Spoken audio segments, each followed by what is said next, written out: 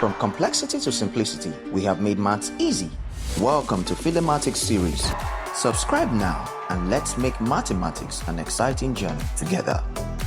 The first question of 2025 WAEC OBJ says, the volume of a cone of height 18 cm is 8,316 centimeter cube. Find the base radius of the cone. Take pi to be 22/7. You want to remind yourself what the volume of a cone is. The volume of a cone is given as 1/3 the area of a cylinder, pi r square h.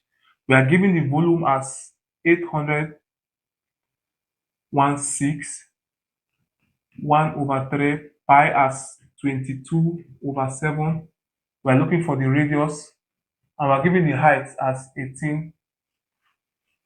3 can cancel 18 6 times, and so we can have 8316 times 7 equals 22 times 6 is 132 r square. Since we are looking for r, we divide both sides by 132. So r square gives 8316 times 7 over 132. And if we multiply this, we get 58,212 over 132. This gives 441. And r is, you take square root of both sides. This is 21 cm, which is A.